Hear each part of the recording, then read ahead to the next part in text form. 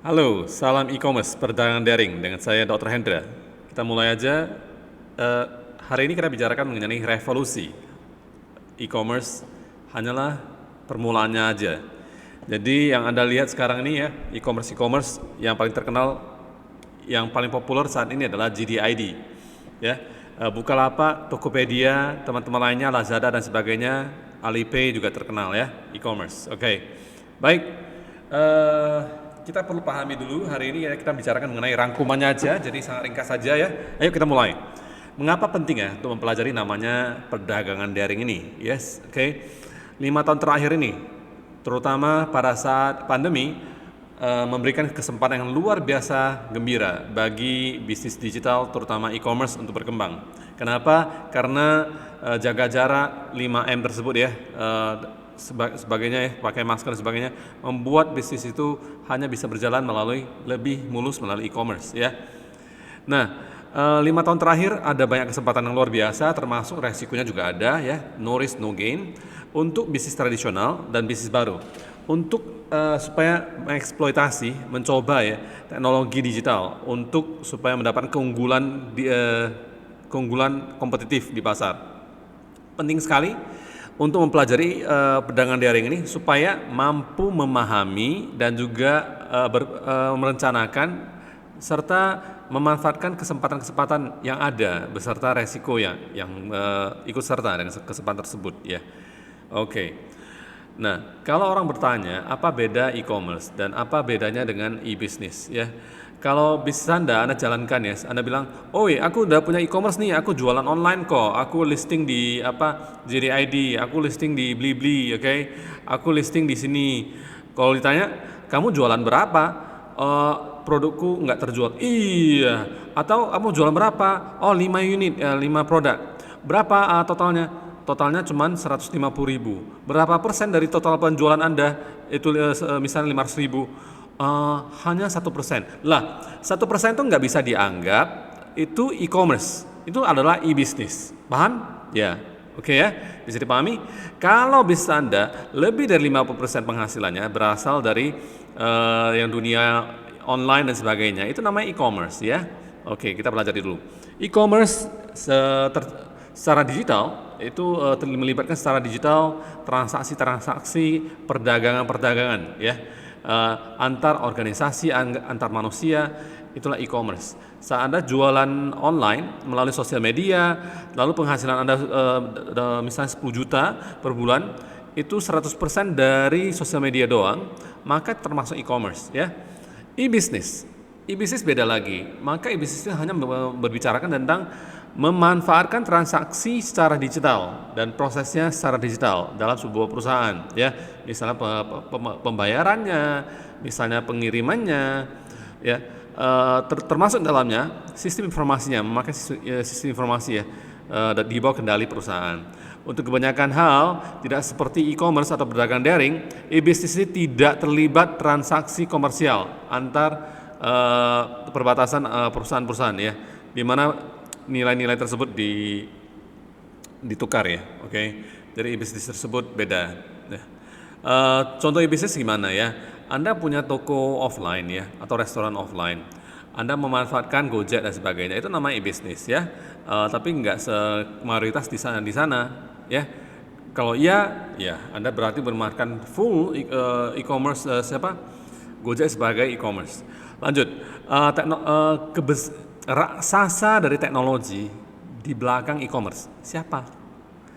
Internet ya, jaringan web, dan juga platform handphone mobile namanya ya. Jadi dari perspektif bisnis, salah satu dari tren yang paling penting untuk dicatat dari segala bentuk e-commerce adalah e-commerce itu terus-menerus menunjukkan pertumbuhan yang sangat kuat sekali. Biasanya double digit, triple digit biasanya angkanya ya, pertumbuhannya beda. Kalau bisnis double digit sudah hebat, triple digit sudah super sekali. Dari teknologi perspektif teknologi, platform mobile atau handphone telah akhirnya tiba ya dengan pertumbuhan luar biasa tinggi ya, terutama dalam iklan-iklan yang berkaitan dengan handphone ya, mobile. dan juga membuat e-commerce tersebut tiba-tiba jadi kenyataan yang baru. Dalam segi masyarakat, masalah yang paling besar ya, termasuk ya hal-hal mengenai privacy ya, kerahasiaan, dan juga government surveillance ya, pengawasan dari pemerintah sudah pasti ya. Pernah ingat ya bahwa saya WhatsApp nggak bisa dipakai, Facebook nggak bisa dipakai dan sebagainya, bisa nggak? Karena di bawah pengawasan mereka. Dan juga proteksi dari hak kekayaan intelektual, haki, dan juga keamanan online dan perilaku baik di dunia internet ya.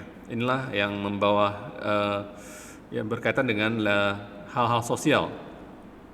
Nah, apa sih fitur-fitur unik dari teknologi e-commerce ya terhadap bisnis? Ya. Ada 8 ciri-ciri dari teknologi e-commerce atau perdagangan daring yang akan unik, berbeda ya. Oke, kalau memakai e-commerce ini, ya, baik Bukalapak, baik Tokopedia dan lain-lainnya. Yes. Pertama adalah kemudahan, ubiquity. Ya, kemudahan ini bisa tersedia dimanapun, produk jasanya tersedia hampir dimanapun, kapanpun 24 jam. Apotek tutup, kamu juga buka terus menerus ya. Hanya pengirimannya memang di jam kerja ya, sesuai dengan janji Anda. Membuatnya mungkin untuk melakukan belanja dari laptop ya, dari komputer, dari rumah, dari tempat kerja, bahkan dari rumah. Itulah dari mobil. Itulah kemudahan yang diberikan, ubiquity. Yang kedua, global reach, mencapai ke semua tempat, hampir semua tempat ya. Bayangkan aja siapa yang pernah belanja di AliExpress, itu kan dari luar negeri ya. Nah, itu mengizinkan transaksi ke perdagangan ya, hampir lintas budaya, lintas perbatasan nasional ya.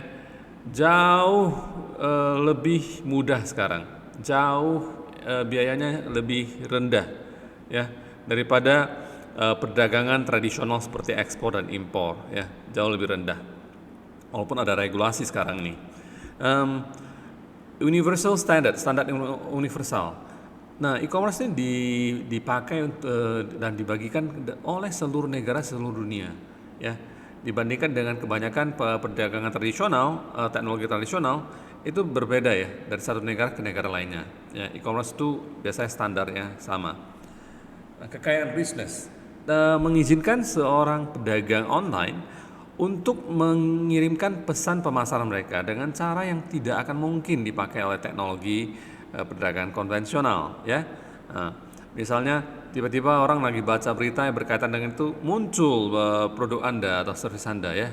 Oh ya, saya ingin beli ini ya. Oke.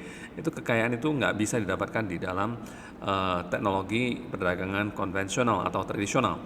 Interactivity ya, interaksi, adanya like, orang mengatakan like, subscribe dan sebagainya itu mengizinkan komunikasi dua arah antara pedagang dan konsumen, dan membuat mereka bisa membuat pedagangnya bisa lebih melibatkan konsumen dengan cara yang bisa memberikan pengalaman empat mata, kontak eye to eye, face to face experience, tapi dalam cara yang skala yang lebih global, skala yang lebih besar ya, nggak dua orang aja, skala yang lebih besar ya. Lalu apa kelebihannya, ciri-ciri dari e-commerce ya, adalah kepadatan informasi, information density. Ini jumlah dan kualitas informasi yang tersedia untuk seluruh audiens dari pasar tersebut. Internet mengurangi informasi penyimpanan informasi ya, penyimpanan, prosesan dan juga biaya komunikasi. Internet mengurangi biaya-biaya tersebut semuanya. Contohnya WA aja kan termasuk gratis ya walaupun pakai internet ya. Pada saat sama seluruh information collections, information storage, information processing, information communication itu terjadi peningkatan dalam hal kekinian, accuracy, ketepatan dan juga waktunya ya. Dulu agak lambat bicaranya, setelah 30 detik barusan sampai ke sana, sekarang langsung online ya, to the point, langsung real time. Lalu personalization and customization ya, sesuai dengan pribadi tiap orang ya, tidak sembarangan iklan-iklan di e-commerce itu langsung muncul ya, oke, disesuaikan dengan personalized dan customization.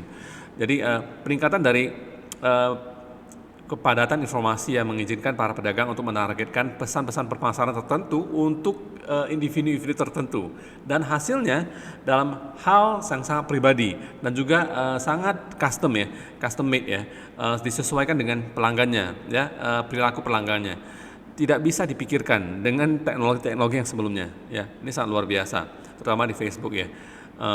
Lalu teknologi sosial, social technology ini menyediakan sebuah model ya, banyak pedagang dengan banyak pembeli ya, dalam hal promosi massal.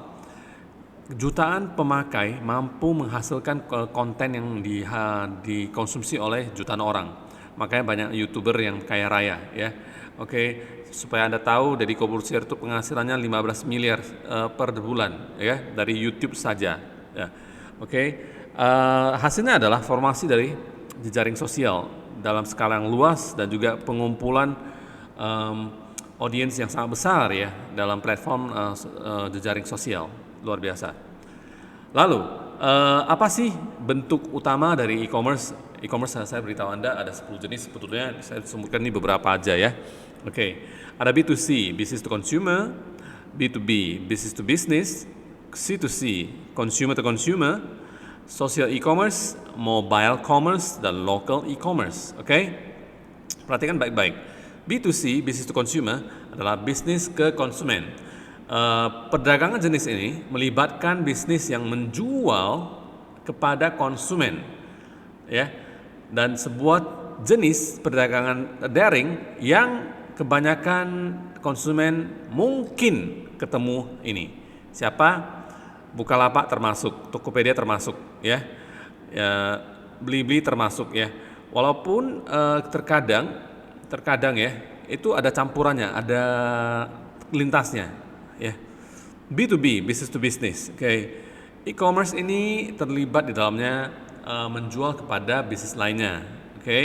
Dan termasuk bentuk yang e-commerce yang paling besar, B2B ya. C2C, consumer to consumer, konsumen menjual kepada konsumen ya. Ini adalah e-commerce di mana konsumen menjual kepada satu sama lainnya.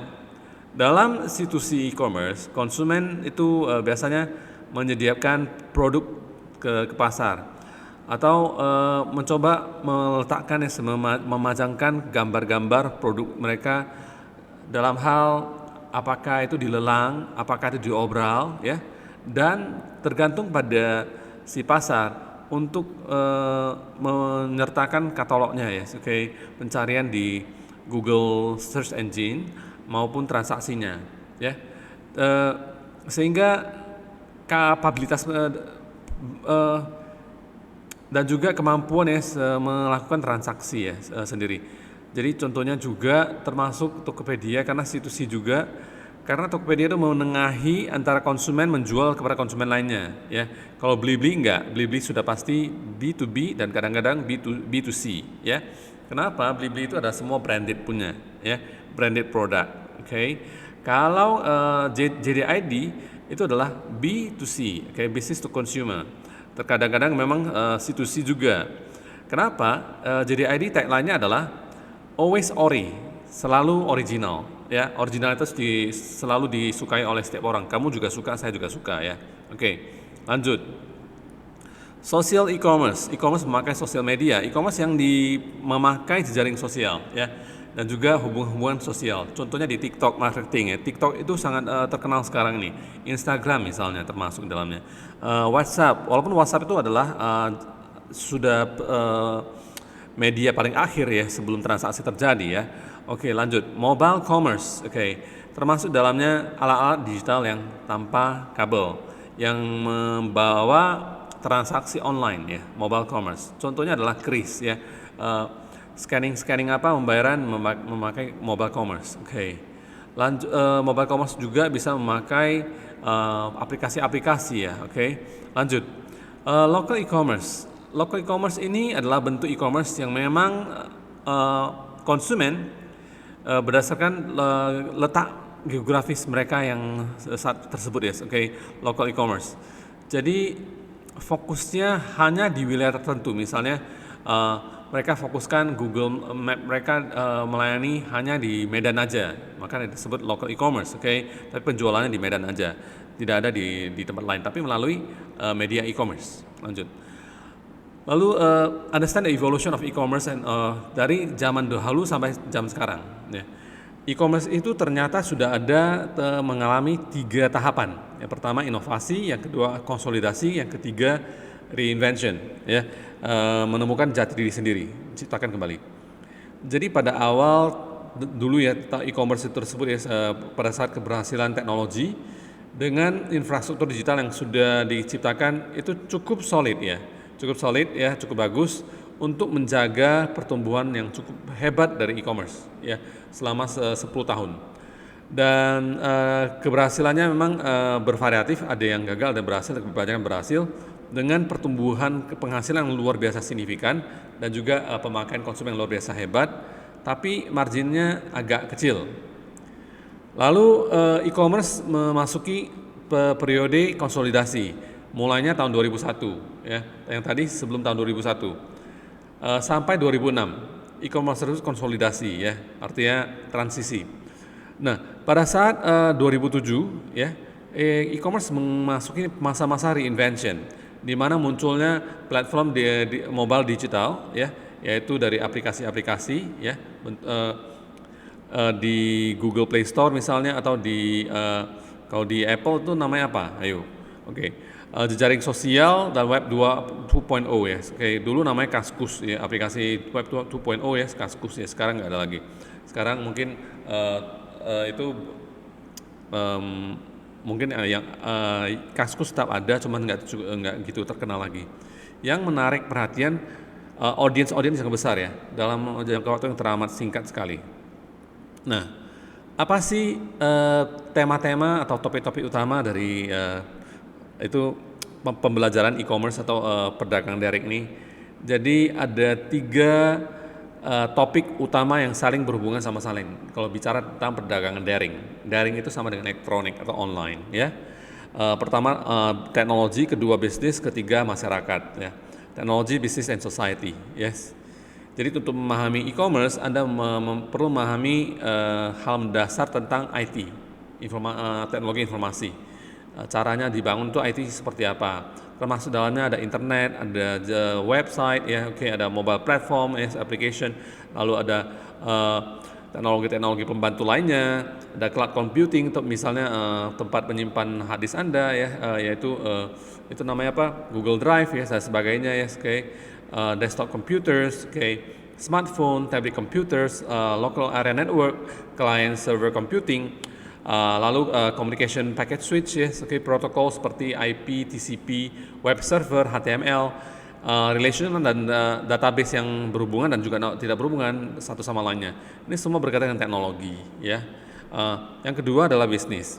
Saat teknologi menyediakan infrastruktur atau landasannya sebagai ini ada bisnis adalah praktek bisnis itu adalah bisnisnya sendiri. Itu potensial untuk menghasilkan hasil yang luar biasa dalam investasi. Kalau kita investasi uang itu kan harus pengen dapat hasilnya. Ada teman yang mengatakan, aku Pak pengennya 400.000 itu jadi ratusan juta. Gimana caranya? Kalau dalam bisnis itu memungkinkan ya. Dalam investasi itu memungkinkan. Yes. Yang menciptakan bunga ya, dan juga kegembiraan dalam dunia e-commerce. Maka itu Anda perlu memahami beberapa konsep-konsep bisnis utama, misalnya apa itu namanya electronic markets, pasar elektronik, pasar online, information goods, barang-barang penuh informasi, business models, model bisnis, firm industry value chains, jaringan ya, jaringan industri bisnis, misalnya jaringan industri makanan, misalnya McDonald dan sebagainya, industry structure, struktur industri, perilaku konsumen dalam pasar digital. Nah, yang terakhir adalah masyarakat. Topik yang terakhir adalah masyarakat.